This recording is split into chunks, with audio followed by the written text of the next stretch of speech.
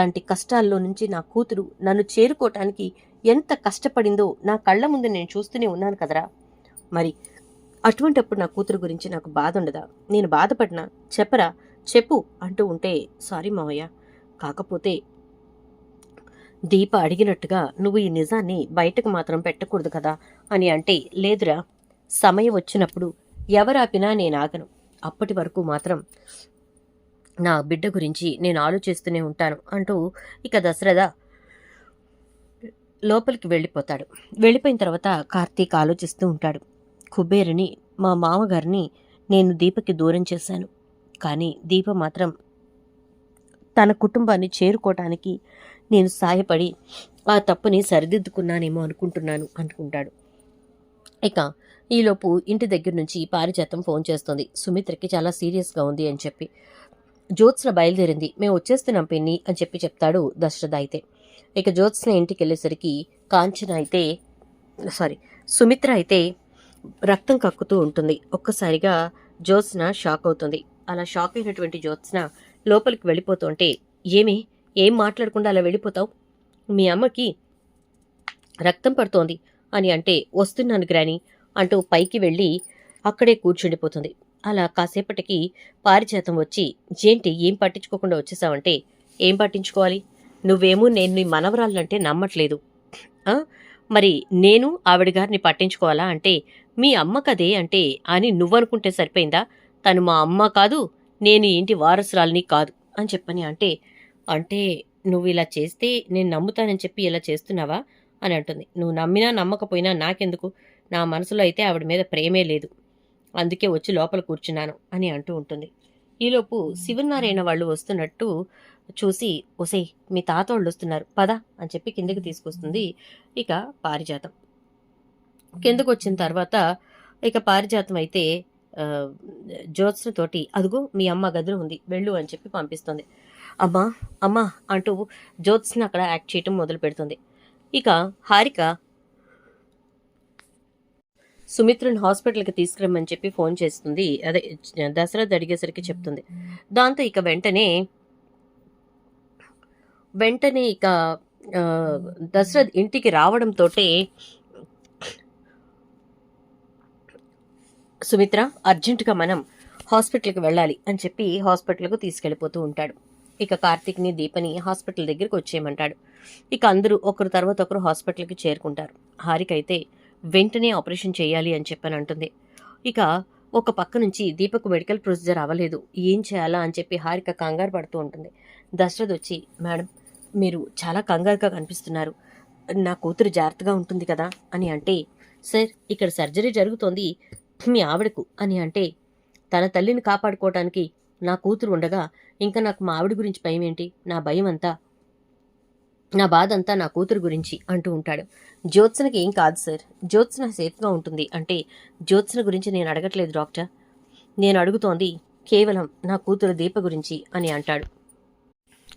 హారిక ఒక్కసారిగా షాక్ అవుతుంది. దశరథ్ గారు మీరు మాట్లాడుతుందంటే నాకు మా అల్లుడు అన్నీ చెప్పాడు, మొత్తం అంతా నాకు తెలుసు అని అంటాడు దశరథ. అయితే మరి మీరు అన్నిటికీ ప్రిపేర్డ్గా ఉన్నారా అంటే, ఏ విషయం గురించి మాట్లాడుతున్నారు అంటే, దీప గురించి అంటూ ఉండగా, డాక్టర్ అంటూ కార్తీక్ వస్తాడు. చెప్పండి కార్తీక్ అంటే, మావయ్య డాక్టర్ గారు అంతా చూసుకుంటారు, నువ్వు కంగారు పడకు అని చెప్పని అంటూ అత్త దగ్గరుండు అని చెప్పి పంపిస్తాడు. ఇక దీప అబార్షన్ గురించి, బేబీ గురించి ఏమాత్రం కూడా దశరథ్కు చెప్పొద్దని చెప్పేసి కార్తీక్ హారికతోటి అంటాడు. జేమో కార్తీక్ ఏం చేస్తున్నారు ఏంటో నాకు ఏం అర్థం కావట్లేదు అంటూ, సరే నేనైతే అరేంజ్మెంట్స్ చేసుకుంటున్నాను అంటూ ఉంటుంది ఇక హారిక. ఇక అలా అన్న తర్వాత అందరూ కూడా థియేటర్ దగ్గరికి వెళ్తారు. అలా థియేటర్ దగ్గరికి వెళ్ళిన తర్వాత అక్కడ హారిక అయితే చుట్టూ చూస్తూ ఉంటుంది. చుట్టూ చూస్తూ ఉంటే కార్తీక్ దీపని లోపలికి తీసుకురావడానికి ప్రిపరేషన్ చేస్తూ ఉంటాడు. అది చూసి ఓకే డన్ అని చెప్పేసి ఇక హారిక ప్రశాంతంగా లోపలికి వెళ్తుంది. ఈలోపు దశరథ కార్తీక్ దగ్గరికి వచ్చి, దీప ఎక్కడుందిరా అంటూ ఉంటే, దీప ఆ గదిలో తన్ని లోపలికి తీసుకెళ్ళడానికి ప్రిపేర్ చేస్తున్నారు మావయ్య అంటూ ఉంటే, శివనారాయణ దశరథ్ని చూస్తాడు. వాడేంటి జ్యోత్స్న దగ్గర ఉండకుండా అటు దీప దగ్గరకు కార్తీక్ దగ్గరకు వెళ్తున్నాడు అనుకుంటూ ఉండగా, ఇక దశరథ్ దీప దగ్గరకు వెళ్తాడు. అంటే దీప వేరే రూమ్లో ఉంటుంది. శివనారాయణ వెనకాలే వెళ్తాడు. కాంచన అన్నయ్య ఏంటి నాన్న అలా ప్రవర్తిస్తున్నాడు అంటే నాకు అదే అర్థం కావట్లేదు కాంచన అని అంటూ ఉంటే ఇద్దరూ కలిసి వెళ్తారు. అక్కడ దశరథ దీపతోటి అమ్మ దీప జాగ్రత్త, కంగారు పడకు, అసలే కడుపుతో ఉన్నావు, కడుపులో బిడ్డ నువ్వు క్షేమంగా తిరిగి రావాలని చెప్పి ఆ దేవుణ్ణి మొక్కుకుంటున్నాను. నీ తల్లిని కాపాడుకోవడానికి నువ్వు చేస్తున్నటువంటి ఈ గొప్ప త్యాగాన్ని ఎవరూ కూడా గుర్తించకపోయినా నువ్వు బాధపడకు అంటే నాన్న నేను అమ్మని కాపాడుకోవడానికి ఇప్పుడు ఈ బోన్ మ్యారో ట్రాన్స్ప్లాంట్కి ఒప్పుకుని ఇక్కడికి వచ్చాను. అంతేకాని ఒకళ్ళు నన్ను గుర్తించాలి, ఒకళ్ళు నన్ను పొగడాలి అని కాదు అని చెప్పని అంటూ ఉంటుంది దీప. అయితే సరేనమ్మా జాగ్రత్త, నేను ఇక్కడే ఉంటాను అంటే నువ్వు అమ్మ దగ్గరికి వెళ్ళు నాన్న అంటూ ఉంటుంది. మీ అమ్మకి ఏం కాదమ్మా, నువ్వుండగా మీ అమ్మకి ఏమవుతుంది అని చెప్పని అంటూ ఇక దశరథ అయితే దీప దగ్గరే ఉంటాడు. ఇక అది చూసిన శివనారాయణ కాంచన ఇద్దరు షాక్ అవుతారు. నిదానంగా లోపలికి వెళ్ళి తలుపేస్తారు. ఇక జ్యోత్స్న ఆపరేషన్ థియేటర్లోకి వెళ్ళి కూర్చుంటుంది. హారిక అదే చెప్తుంది, నువ్వు వచ్చి లోపల కూర్చో అని చెప్పి. పారిజాతం ఏం జరుగుతుందో అర్థం కాక అటు ఇటు కాలుగాలిన పిల్లిలా తిరుగుతూ ఉంటుంది. ఈలోపు దశరథ్ దీప దగ్గర ఉన్నాడు కదా, ఈ శివనారాయణ కాంచన ఇద్దరు లోపలికి వెళ్ళారు కదా, వాళ్ళిద్దరూ కూడా దశరథని నిలదీస్తారు. ఏంటి దశరథ, నువ్వు జ్యోత్స్న గురించి పట్టించుకోకుండా దీప గురించే పట్టించుకుంటున్నావు? దీపతోటి నువ్వు మాట్లాడుతుంది విన్నాం. దీప మా అమ్మని కాపాడుకోవడానికి అంటుందేంటి? ఏమైంది? వాళ్ళమ్మ ఎవరు నీకు తెలుసా అంటూ ఉంటే ఇకప్పుడు ఈలోపు నర్సు వచ్చి తలుపు కొడుతూ ఉంటుంది. దశరథ వెళ్ళి తలుపు తీస్తాడు.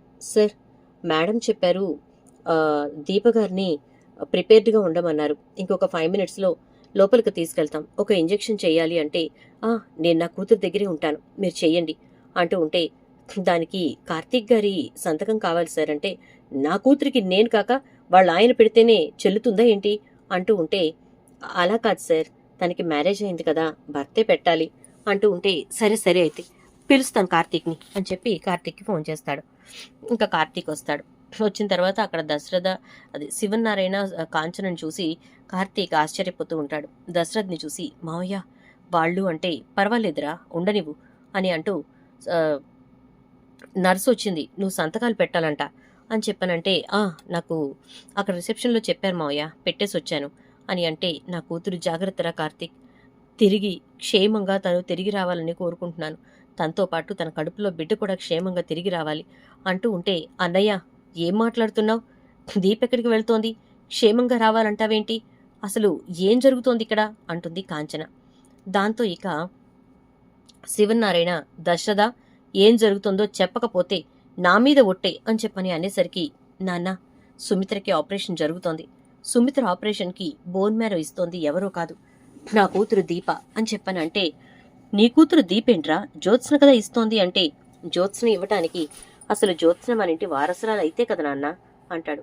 ఏం మాట్లాడుతున్నావు దశరథ అంటే అవును నాన్న, పారిజాతం పిన్ని మనల్ని మోసం చేసింది, దాసు కూతురు చచ్చిపోయిందని అబద్ధం చెప్పి మన ఇంట్లో జ్యోత్స్నగా పెంచుతోంది, నా కూతుర్ని తీసుకెళ్లి రోడ్డు మీద పడేసింది అని చెప్పి అంటూ నిన్ననే ఈరోజే కదా అనసూయ గారు మొత్తం అంతా ఎలా జరిగిందో ఏంటో చెప్పారు, దీప వాళ్ళ ఇంటికి ఎలా వచ్చిందో చెప్పారు, అది నా కూతుర్ని తీసుకెళ్లి బస్టాండ్లో వదిలేసింది, వదిలేయలేదు చంపేయమంది, సైదులు దయదల్చి బస్టాండ్లో వదిలేశాడు, అలా వదిలేయటంతో అనసూయ గారింటికి చేరింది మన ఇంటి వారసురాలు అని అంటాడు దశరథ.